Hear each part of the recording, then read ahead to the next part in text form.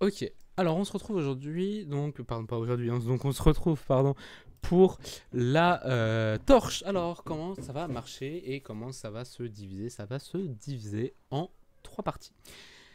La première partie, ça va être de s'occuper donc de la torche. La deuxième, de s'occuper de l'émission, on va dire celle qui va permettre d'allumer la torche. Et en troisième, de prendre la torche et d'allumer la fameuse bougie qui se trouve en face de nous.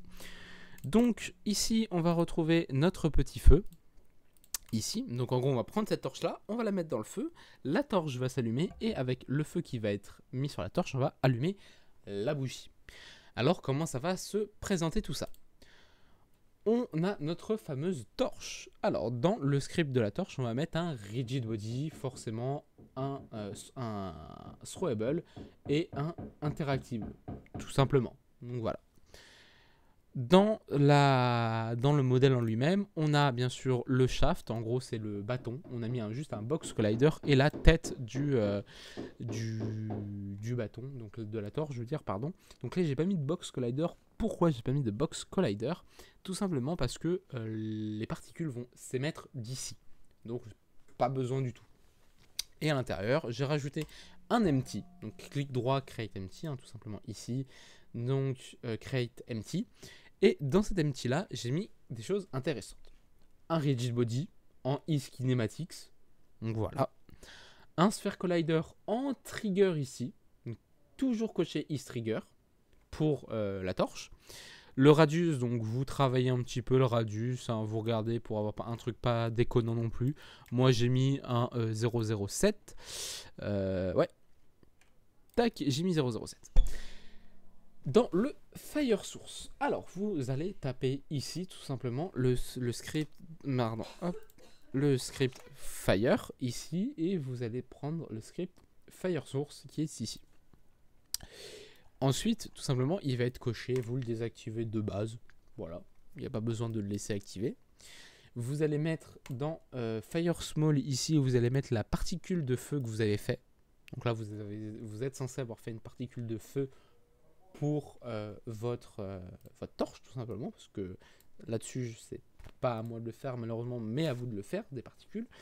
Vous allez activer Start Active, donc voilà, pas de souci. Custom Particule, vous le laissez en on. Is Burning, vous le laissez en false. Burning Time, alors ça va être une fonctionnalité qui va être intéressante un peu plus tard au niveau des torches, au niveau des bougies par exemple. Le Burning Time, c'est le temps avant que quelque chose s'éteigne. Donc là, si je rajoute 10, au bout de 10 secondes, la torche va s'éteindre. Donc nous, on va mettre 0 parce que pour l'instant, la torche s'allume à l'infini. Puis, Initial Delay, donc ça va être le délai entre le fait que quand on a mis la torche dans le feu et au moment où on va s'allumer. Donc là, il y aura un délai. Initial Sound, donc ça, c'est le son de quand elle va être mise dans le feu et va jouer le son. Donc tout simplement, vous rajoutez votre son. Et can spread from the source, pardon. Hop, oui, vous mettez oui. Donc vous cochez la case. Maintenant, on va s'intéresser à notre petite particule de feu. Donc tout con, hein, notre particule de feu, c'est tout simplement du feu et le fait d'avoir du son à l'intérieur. Qu'est-ce que j'ai rajouté dans cette particule? J'ai tout simplement rajouté un Sphere Collider en eStrigger, toujours en eStrigger. Et à l'intérieur, j'ai mis un Fire Source. Pourquoi? Tout simplement, en fait, la seule chose qui va changer, c'est qu'ici, déjà, on n'a pas de préfab, mais c'est cette petite case-là. En fait, is burning, donc est en train de brûler. Donc moi, je mets oui, parce qu'en fait, ça va annoncer que cette source-là est une source de chaleur, de feu, tout simplement. Et donc là, imaginons que je lance play, je vais dans ma petite fenêtre de play ici, je me dirige vers la torche, hop, que je prenne ma torche qui est ici, et que je l'approche dans le feu, vous voyez que ma torche, maintenant, est en train de brûler. Et si vous voyez que si j'approche ma torche qui est en train de brûler à cette petite bougie, elle ne brûle pas tout simplement parce qu'elle ne capte pas le feu. Donc on va voir pourquoi elle ne capte pas le feu. On va directement maintenant dans la bougie et ici vous allez voir pourquoi elle ne capte pas la bougie. Alors si ça se passe comme ça, vous pouvez aller regarder dans le code, il n'y a vraiment pas de souci. Là, ça va être un petit peu plus complexe, mais en tout cas, il faut mettre ici le script, le tag torche à la torche, tout simplement. Donc ici, en fait, on vient ici et on se dit, bizarre, pourquoi ça active pas.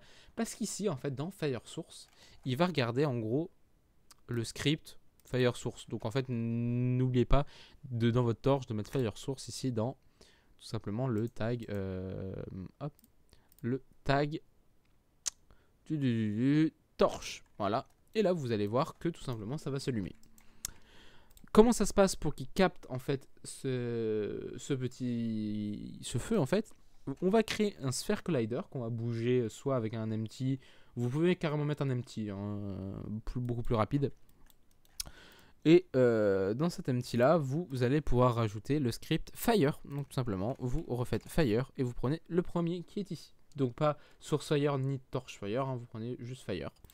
Et ici, vous allez pouvoir mettre à l'intérieur donc un empty qui a lui la source fire source. Donc tout simplement, donc vous allez ici, vous mettez fire à l'intérieur.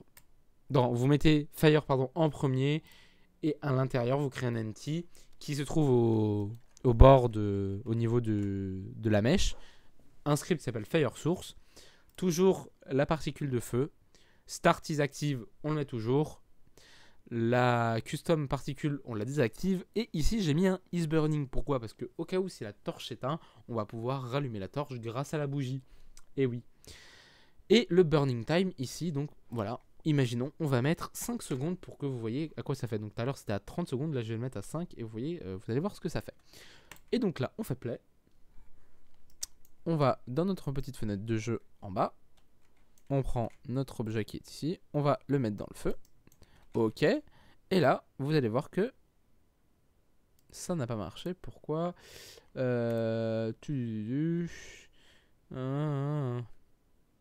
je reviens, je vais corriger ça et je reviens. Hop, excusez-moi de cette petite erreur. J'ai oublié de rajouter donc dans le source fire de la torche le script torch fire en lui disant que c'est bien une torche et que dans le feu, on va rajouter aussi le script torch fire mais on lui dit que c'est une source. Donc fire source, donc tout simplement. Et donc là, en fait, tout simplement, on va pouvoir donc prendre la torche dans le jeu. Donc on a rajouté bien sûr le script FireTorch. FireTorch, on lui a dit que c'était une torche. Donc on prend notre objet, on la met dans le feu. Donc là, on voit bien qu'on peut mettre le feu. Et quand on s'approche du candle, voilà. Donc là, si on attend 5 secondes, vous allez voir qu'au final, elle va s'éteindre. Hop! Donc là, ça s'éteint vraiment violemment. Hein. Boum d'un coup. Et là, on peut remettre... on ne peut plus l'allumer jusqu'à temps que ça soit réactivable. Donc ça, après, ça n'a pas été encore demandé. Donc voilà, c'est juste la torche, elle s'éteint. Elle s'allume pendant 30 secondes, elle s'éteint. On va pouvoir la rallumer dans les prochaines, entre guillemets, scripts qui sera mis à jour. Mais vous n'aurez rien à faire en plus. Ça va juste rajouter en plus tard. Donc voilà. Donc là, vous avez vu comment faire une torche, allumer la torche, la mettre dans le feu, capter un petit peu le système qui a été fait pour allumer la bougie, lui rajouter du temps, faire en sorte qu'on puisse brûler la torche et tout ça. Donc voilà. Maintenant, on va passer à faire une clé dans un cadenas et je vais vous montrer comment faire. A tout de suite.